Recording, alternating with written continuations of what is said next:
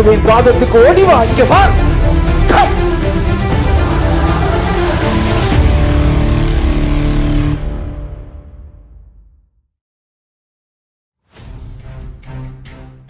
Church के अंदर महिलाओं के ऐसे वीडियो आपने भी बहुत देखे होंगे। ईसाई पादरी घोषित करता है कि अमुक महिला के सिर पर कोई डायन या चुड़ैल कसाया है। फिर वो अपने विचित्र तौर तरीकों से डायन को शरीर से बाहर निकालता है। अधिकांश बार ये प्रक्रिया भयानक रूप से हिंसक होती है। कई महिलाओं का पादरियों द्वारा यौन शोषण किया जाता है, उनकी हत्या भी कर दी जाती है।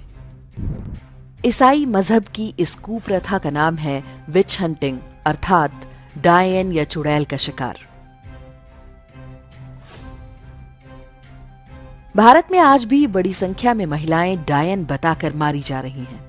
उन पर आरोप होता है कि वो काला जादू या ब्लैक मैजिक करती हैं। ये सब भारत के उन राज्यों में अधिक हो रहा है जहां ईसाई मिशनरियां बड़ी संख्या में धर्मांतरण कराने में सफल रही हैं। राष्ट्रीय अपराध रिकॉर्ड्स ब्यूरो के अनुसार अकेले झारखंड में वर्ष 2001 से लेकर 2021 के बीच 539 महिलाएं डायन घोषित करके मार दी गईं। झारखंड में वर्ष 2022 में 26 डायन हत्याएं हुई। छत्तीसगढ़, मध्य प्रदेश और उड़ीसा जैसे राज्यों में भी विच हंटिंग की घटनाएं आज भी सामान्य हैं। डायन हत्याओं का सबसे नया मैदान पंजाब है। चर्च के कदम पड़ने के बाद से यहां भी ऐसी घटनाएं आरंभ हो गई हैं। महिलाओं को डायन अथवा चुड़ैल घोषित करके मार देने की ये परंपरा अमेरिका और यूरोप से आई है। इन हत्याओं का आधार कोई स्थानीय अंधविश्वास नहीं, बल्कि बाइबल है।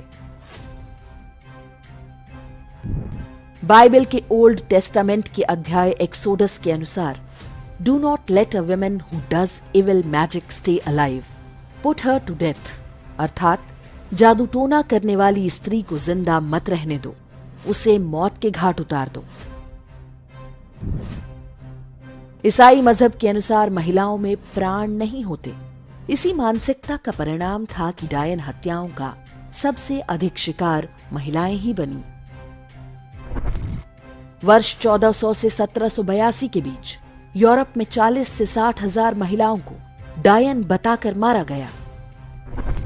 जर्मनी इसका सबसे बड़ा केंद्र था, जहां बड़ी संख्या में सार्वजनिक विच ट्रायल्स हुआ करते थे। डायन बताकर मारने के ये सारे के सारे आदेश चर्च की ओर से जारी किए जाते थे। इन कथित डायनों को दंडित करने के लिए जिंदा जलाने, बेंत और कोड़े से मारने, नग्न करके घुमाने और गांव से बाहर निकाल देने जैसे तरीके अपनाए जाते थे।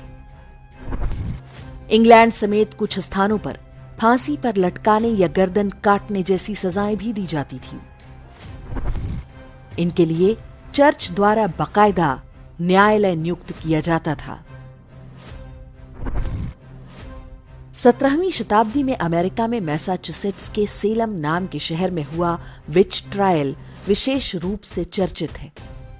चर्च ने यहां पर बड़ी संख्या में महिलाओं और पुरुषों को डायन या जादू टोना करने वाला घोषित करके मरवाया। इनमें मार्था कोरी नाम की एक महिला और उसके पति गिल्स कोरी का नाम विशेष रूप से उल्लेखनीय है। 72 वर्ष की आयु में इन दोनों को काला जादू का आरोप लगाकर बंदी बनाया गया। मार्था कोरी को तो फांसी की सजा दी गई, लेकिन उसके पति को लकड़ी के 2 पाटों के बीच दबाकर मार दिया गया, वैसे ही जैसे किसी फल का जूस निकाला जाता है। कोई महिला डायन है या नहीं, इसकी पहचान के लिए चर्च द्वारा कुछ विचित्र परीक्षाएं तय की गई हैं। इनमें सबसे प्रमुख है स्विमिंग टेस्ट। किसी महिला को नग्न करके उसके हाथ पांव बांधकर तालाब या नदी में डाल दिया जाता था। चर्च मानता था कि यदि महिला पानी में तैरने लगी तो वो चुड़ैल है, यदि डूब गई तो निर्दोष है। निर्दोष सिद्ध होकर भी अधिकांश महिलाएं डूबकर मर जाती थीं। कुछ गिनी चुनी होती जिन्हें रस्सियों से खींचकर बचा लिया जाता। दूसरा तरीका है विच केक का। कथित डायन के मूत्र और कुछ अन्य गंदी चीजों को मिलाकर एक केक बनाया जाता है जिसे कुत्ते को खाने को देते हैं। मान्यता है कि महिला डायन हुई तो केक खाकर कुत्ता बीमार पड़ जाएगा। तीसरा उपाय है कथित चुड़ैल के शरीर की जांच। चर्च के पादरी महिला को पूरी तरह नग्न करके उसके शरीर की जांच करते थे। किसी भी प्रकार का बर्थमार्क, तिल, मस्सा या चोट का चिन्ह महिला को चुड़ैल सिद्ध करने के लिए पर्याप्त होता था। इन्हें डेविल्स मार्क या दैत्य का चिन्ह कहा जाता था। पादरी ये तरीका विशेष रूप से युवा महिलाओं की जांच के लिए अपनाते हैं। आप समझ सकते हैं कि ऐसी अधिकांश महिलाएं पादरियों द्वारा सामूहिक बलात्कार का शिकार बनती होंगी। चौथा उपाय है टच टेस्ट।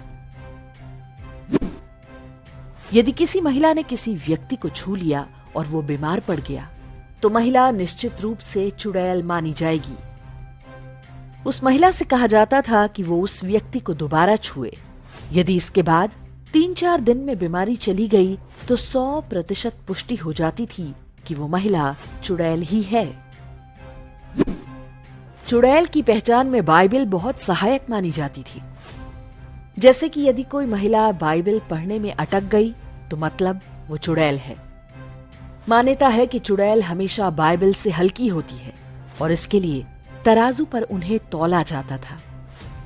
जिन्हें चुड़ैल सिद्ध करना होता था उनके दूसरी ओर पलड़े पर पादरी मनचाही संख्या में बाइबल रख सकता था। यूरोप के देशों में ऐसे तराजू घर आज भी पाए जाते हैं। नीदरलैंड्स के हेक्सन वॉग म्यूजियम में ऐसी ही एक तराजू देखी जा सकती है। 1950 के दशक तक पश्चिमी देशों में चुड़ैलों की पहचान और उनके शिकार का ये खूनी खेल खूब प्रचलित था। ईसाई मिशनरियां भारत आईं तो अपने साथ वो ये परंपरा भी ले आईं। यहां पर उनके तरीके थोड़ा अलग हैं। भारत में जब भी डायन हत्या की घटना सामने आती है तो इसके लिए जनजातीय परंपराओं, अशिक्षा, निर्धनता और अंधविश्वास को दोषी ठहराया जाता है, लेकिन इसके वास्तविक इतिहास को सदैव छिपा लिया जाता है। भारत के जनजातीय समाजों में स्त्रियों का स्थान हमेशा बराबरी का रहा है, लेकिन ईसाई धर्मांतरण ने इस पूरे सामाजिक ताने बाने को तोड़ दिया। मिशनरियों के आने के बाद भारत में भी डायन और चुड़ैल हत्याओं की घटनाएं आरंभ हो गईं, जो आज तक जारी हैं। असम में रहने वाली बीरू बाला राभा नाम की महिला ने डायन प्रथा के विरुद्ध जनजागृति पैदा करने का काम किया। उनके योगदान के लिए केंद्र सरकार ने 2021 में उन्हें पद्म पुरस्कार भी दिया था। हिंदू धर्म और बौद्धों के वज्रयान संप्रदाय में डाकिनी की पूजा की जाती है। ये एक तरह की देवी होती हैं। ये झूठ फैलाने के प्रयास भी किए गए कि डाकिनी को ही डायन कहा जाता है। The academic journey of witchcraft studies in India नामक शोध पत्र में शमशेर आलम और आदित्य राज ने स्थापित किया है कि डायन प्रथा भारत में पश्चिम से आई है। यूरोपीय शक्तियों के आगमन से पहले इतिहास में ऐसी कोई घटना नहीं मिलती। ऐसी अधिकांश घटनाओं का वास्तविक उद्देश्य भूमि हड़पना और भारत के वनों में रहने वालों को नियंत्रित करना था। अमेरिका, यूरोप से लेकर भारत तक लाखों महिलाएं डायन बताकर मारी जा चुकी हैं, लेकिन आज तक चर्च ने अपने इस अमानवीय कृत्य के लिए कभी क्षमा याचना नहीं की। आज भी चर्च की प्रत्यक्ष और अप्रत्यक्ष देखरेख में ऐसी घटनाएं हो रही हैं, लेकिन उन्हें रोकने वाला मानो कोई नहीं।